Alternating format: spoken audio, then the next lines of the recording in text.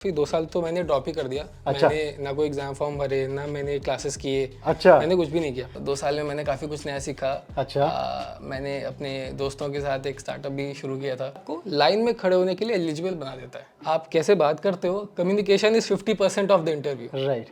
और बाकी आपकी एबिलिटी क्या है। तो students, BCA fundas bye Sunstone के आज के इस वीडियो में मैं लेके आया हूं आपके लिए एक ऐसे बीसीए के भैया जिनके बीसीए में 22 बैकलॉग्स थे। जी हां, 22 रीअपियर वाले एग्जाम थे। लेकिन आपने यहां पे इससे इंस्पिरेशन नहीं लेनी है। इंस्पिरेशन आपने इस बात से लेनी है कि ये जो आपके बीसीए के भैया हैं, इसके बावजूद ये आज की डेट में एक सीनियर सॉफ्टवेयर इंजीनियर है एक ऑर्गेनाइजेशन में, और टेक्निकल साइड में काफी अच्छा कर रहे हैं। तो ये है चाहत गुप्ता। वेलकम चाहत, बीसीए फंडास बाय सनस्टोन में। Thank you Rohit for having me here. तो चार, सबसे पहले ये बता दो बच्चों को कि भाई ये इतने सारे रीअपियर, इतने सारे बैकलॉग्स, इनका क्या माजरा है, ये कैसे आपने क्लियर किए, क्या है, पूरी स्टोरी बताओ क्या है। काफ़ी इंटरेस्टिंग स्टोरी है। मैंने 2016 में इग्नू ज्वाइन किया बीसीए के लिए। अच्छा, इग्नू से बीसीए किया आपने? राइट। मैंने इग्नू से बीसीए शुरू किया और मेरे पहले 2 सेमेस्टर्स काफ़ी अच्छे गए। अच्छा। थर्ड से मुझे ये रियलाइज़ होने लगा कि बहुत जो हमारे सब्जेक्ट्स हैं, हाँ। बहुत फ्यूचर रेडी नहीं है। अच्छा, फ्यूचर नहीं है उसमें ज़्यादा, पुराने हैं मतलब। हाँ। अच्छा। कि थर्ड और फोर्थ सेमेस्टर के एंड तक मुझे ऐसा लगने लगा कि मैं सही नहीं कर रहा। अच्छा। मेरा काफ़ी टाइम उसमें इन्वेस्ट हो रहा है जहाँ पर मुझे जो चीज़ सीखनी नहीं है, नहीं है। जो चीज़ अच्छा। पढ़नी नहीं है, मेरा टाइम उसमें बहुत ज़्यादा जा रहा है। मतलब उस टाइम आपने ऐसा सोच लिया था कि मैं छोड़ ही दूंगा, बीसीए नहीं करना है? मैंने ड्रॉप कर दिया था। अच्छा, आइडिया ड्रॉप कर दिया था कि बीसीए नहीं करना। हाँ, मैंने एग्जाम फॉर्म्स भरना भी छोड़ दिए थे। अच्छा। अच्छा, तो फिर आपने बाद में बीसीए सिर्फ इसलिए कंप्लीट किया कि डिग्री मिल जाए? ट्रू। तो जो लास्ट ईयर था शायद, क्योंकि इग्नू में क्या होता है कि आप 3 साल का कोर्स है। अच्छा। और आप उसे 6 साल तक कर सकते हो। हाँ, तो बच्चों ये पॉइंट सुन लो कि डिस्टेंस से बीसीए कर रहे हैं, इग्नू से कर रहे हैं। Right. तो मतलब 3 साल का जो बीसीए का कोर्स है, आपको 6 साल का मौका मिलता है उस पूरे कोर्स को, यानी कि कोई बैकलॉग्स है उनको क्लियर करने का। हाँ। अच्छा। सो आप 6 साल तक कर सकते हो। तो मैंने क्या किया, मैंने काफ़ी 2 साल तो मैंने ड्रॉप ही कर दिया। अच्छा। मैंने ना कोई एग्जाम फॉर्म भरे, ना मैंने क्लासेस किए। अच्छा। मैंने कुछ भी नहीं किया। तो समझ लो आप, ये कोई पढ़ने में वीक नहीं थे, इनके बैकलॉग्स इसलिए नहीं आए कि पेपर में फेल हो गए। इन्होंने दिए, इन्होंने सोचा भाई मैं कुछ नई चीजें सीखता हूँ, पेपर छोड़ो, अभी देख लेंगे उनको लास्ट साल में, है ना? मतलब देखने का इरादा नहीं था मेरा। अच्छा। अच्छा। बट सॉरी, ऐसा हुआ कि आखिरी साल बाकी था और मुझे लगा कि काफ़ी कुछ मैंने अचीव कर लिया है जो मुझे करना था। अच्छा। 2 साल में मैंने काफ़ी कुछ नया सीखा। अच्छा। मैंने अपने दोस्तों के साथ एक स्टार्टअप भी शुरू किया था। अच्छा। जो 2.5 साल तक चला। अच्छा, उसी दौरान? हाँ, उसी दौरान चला। अच्छा। और हमने काफ़ी 2.5 साल में अच्छे ऑपरेशंस कर लिए। अच्छा। हमने 3 कंट्रीज तक एक्सपैंड कर लिया था इसे। अच्छा, स्टार्टअप को? राइट। ये हमारे ऑफिस इंडिया में, यूएसए में, यूएई में थे। ओह। तो वो काफ़ी अच्छा गया। बट क्योंकि मेरे पेरेंट्स बहुत चाहते थे कि मैं ग्रेजुएट हो जाऊँ। अच्छा। तो लास्ट ईयर मैंने सोचा कि यार बैकलॉग्स हैं अच्छा। और कुछ सब्जेक्ट्स हैं, हाँ। तो कर लेता हूँ। अच्छा। सो आखिरी साल मैंने 22 क्लियर किए। तो देख लो बच्चों, ये ब्रिलियंट हैं, ये जिन्होंने 22 बैकलॉग लास्ट साल में सारे के सारे निकाल दिए। तो एक अच्छी चीज मेरे को ये लग रही है कि आपने अपना टाइम बचाने के लिए इग्नू से बीसीए किया। हाँ। तो आप क्या बोलते हो, रेगुलर बीसीए और इग्नू बीसीए में क्या फर्क है? इनकी वैल्यू में, इनके जॉब पाने में कोई मुश्किल आती है अगर आप इग्नू से करते हैं? क्या बोलते हैं बच्चों को जो इग्नू से बीसीए करना चाहते हैं? मुझे लगता है कि बीसीए एक ऐसा कोर्स है, और ये इग्नू के लिए सबके लिए अप्लाई होता है, कि बीसीए एक ऐसा कोर्स है जो आपको काफ़ी एंट्री लेवल है। और अगर आप सॉफ्टवेयर में या कंप्यूटर रिलेटेड किसी फील्ड में अपना फ्यूचर देखते हैं, अगर आप इंटरेस्टेड हैं, तो ये आपको लाइन में खड़े होने के लिए एलिजिबल बना देता है। राइट। बिकॉज आप बीसीए कर रहे हो। हाँ। तो you are doing bachelors in computer applications. Right. तो आप अपीयर कर सकते हो, आप अप्लाई कर सकते हैं चीज़ों में। लेकिन बीसीए करने से आपको बहुत प्रायोरिटी नहीं मिलेगी। अच्छा, ठीक है, सच्चाई है। सच्चाई है। अच्छा। इग्नू का एक ये फ़ायदा है, आपको फ्लेक्सिबिलिटी काफ़ी मिलती है। अगर आपने किसी एग्ज़ाम में अपीयर नहीं किया, आपने एग्ज़ाम फॉर्म नहीं भरा, आपके असाइनमेंट्स नहीं हुए, या लेट्स से आप फेल हो गए, तो आप फिर से दे सकते हो। आपको काफ़ी, मतलब आपके पास 2 गुना टाइम है, 2 गुना टाइम उस चीज़ को करने का। ये तो आपने टाइम का फायदा बता दिया, फ्लेक्सिबिलिटी बता दी। मैं वैल्यू की बात कर रहा था कि जैसे जॉब के लिए आप अप्लाई कर रहे हो, तो क्या नीचे देखा जाता है इग्नू से डिग्री की हो, बीसीए की? मुझे लगता है रोहित, आज के टाइम में आप इग्नू से करो या फिर आप आईआईटी से करके जाओ। करके जाओ। बहुत ज़्यादा फ़र्क नहीं होता आपके रेज्यूमे में। राइट। क्योंकि मैंने 2.5 साल जो काम किया, मैंने भी काफ़ी हायरिंग की थी अपने स्टार्टअप के लिए। हाँ हाँ। मैं अभी यहाँ हूँ, मैं भी टेक रोल्स में इंटरव्यूज़ लेता हूँ। अच्छा। बट ऐसा होता है कि आपको रेज्यूमे में जो अच्छी अच्छी कॉलेजेस दिखते हैं या आपको 5 साल 6 साल के एक्सपीरियंस दिखते हैं, बट वो लोग भी काफ़ी कम्पिटिटिव नहीं होते। Right right. ठीक है, वो लोग काफ़ी एलिजिबल नहीं होते। तो मुझे लगता है कि आप, क्योंकि आप इंटरव्यू के लिए एलिजिबल हो गए हो, हाँ। उसके बाद आप कैसे बात करते हो, communication is 50% of the interview. Right.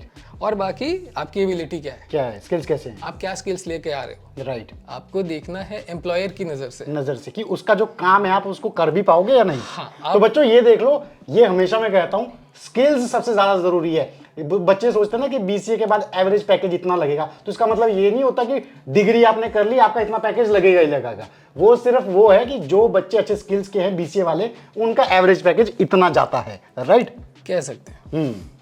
तो स्किल्स मैटर करते हैं सबसे ज्यादा। बिल्कुल, मुझे लगता है स्किल्स 50%। तो मैं आज की डेट में जानना चाहूंगा बीसीए के बच्चों को आप क्या बोलोगे कि यार ये स्किल्स पे ना अपने बीसीए के साथ कोर्स करना शुरू कर दो या पढ़ना शुरू कर दो, एक्सप्लोर करना शुरू कर दो। कौन से वो कोर्सेज है जिनसे उनको आगे जॉब मिलने में आसानी होगी आज लेटेस्ट ट्रेंड के हिसाब से। मुझे लगता है कि क्योंकि आप कंप्यूटर्स में हो, कंप्यूटर्स काफ़ी वास्ट सब्जेक्ट है, तो आपको अलग अलग चीज़ें ट्राई करनी होंगी। आप एप्लीकेशन डेवलपमेंट ट्राई कर सकते हो, आप वेब डेवलपमेंट ट्राई कर सकते हो, बैकएंड ट्राई कर सकते हो। काफ़ी डाइवर्स फील्ड्स हैं, और आपको जब कोई चीज़ ज़्यादा अच्छी लगने लगे, आपको लगता है कि हाँ मुझे इसमें इंटरेस्ट आ रहा है, तो आप उसको कैरी फॉरवर्ड कर सकते हो आगे। अगर आपको ऐप डेवलपमेंट करनी है तो अभी फ्लटर अच्छा चल रहा है, अभी कॉटलिन अच्छा क्या चल रहा है। अच्छा, फ्लटर। अच्छा, कॉटलिन बहुत अच्छा चल रहा है। ओके। तो अभी क्रॉस प्लेटफॉर्म डेवलपमेंट का फ्यूचर भी काफ़ी अच्छा है। ओके। अगर आपको बैकएंड में इंटरेस्ट है तो आप अभी टाइपस्क्रिप्ट सीख सकते हो, Node.js सीख सकते हो। ओके। फ्रंट एंड में अगर आपको सीखना है तो फिर फ्लटर फ्रंट एंड में भी काम करता है। अच्छा। और एंगुलर है, Okay. रिएक्ट है, काफ़ी चीज़ें हैं। तो इसलिए कि अलग अलग फील्ड्स हैं, तो मैं ये नहीं कह सकता कि आप यही जाके पढ़ने लग जाओ, लेकिन आपको ट्राई करना होगा। राइट। आप 2-3 चीज़ें ट्राई करो, आपको जो अच्छा लगता है आप उसमें आगे बढ़ जाओ। क्योंकि एक चीज़ आपके पास ऐसी होनी चाहिए जिसपे आपको कॉन्फिडेंस हो, जिसमें आपका एक्सपर्टीज हो। राइट। नेक्स्ट आप, मैं आपसे ये जानना चाहूंगा, जैसे बीसीए में ना हमारे पास हर सेमेस्टर से में अगर 6 सेमेस्टर देखें बहुत सारे सब्जेक्ट्स होते हैं, लेकिन फोकस किन सब्जेक्ट्स में ज्यादा करना चाहिए कि यार ये इंटरव्यू पॉइंट से, करियर पॉइंट से बच्चों के ज्यादा काम आएंगे। राइट। सो मुझे लगता है कि सब्जेक्ट्स काफ़ी होते हैं, बट कुछ ऐसी फंडामेंटल चीज़ें होती हैं इस पूरे कोर्स में, जो आप कोई भी करियर पाथ लें सॉफ्टवेयर में, आपको उसका नॉलेज होना चाहिए। जैसे कि डेटा स्ट्रक्चर्स हैं, अच्छा, डेटाबेस के कंसेप्ट्स हैं, एल्गोरिदम हैं। अच्छा, तो ये चीज़ें काम कैसे करती हैं। अच्छा, आप फ्रंट एंड में जाओ, बैक एंड में जाओ, मोबाइल डेवलपमेंट में जाओ, आपको इन चीज़ों की ज़रूरत है। तो जो बेसिक नॉलेज है आपको वो पूरा होना चाहिए। मतलब ये आपकी लॉजिक बिल्डिंग को ऑप्टिमाइज करती है। ट्रू, है ना। आपको समझ आना चाहिए कि आप जो कोड लिख रहे हो या लिखने वाले हो, वो एक्चुअल काम कैसे करेगी अंदर। राइट। तो ये बेसिक्स अगर आपको इसका नॉलेज है, तो बाकी जो इलैबोरेटेड टेक्नोलॉजीज हैं वो काफ़ी अपडेटेड नहीं होती किताबों में। राइट। हाँ, मतलब ये मैं वो बच्चों बता देता हूँ कि जब बीसीए फ्रेशर्स होते हैं या बीटेक फ्रेशर्स होते हैं, जो उनके इनिशियल इंटरव्यूज होते हैं ना, तो उसमें डेटा स्ट्रक्चर, एल्गोरिदम से काफी क्वेश्चंस पूछे जाते हैं, है ना।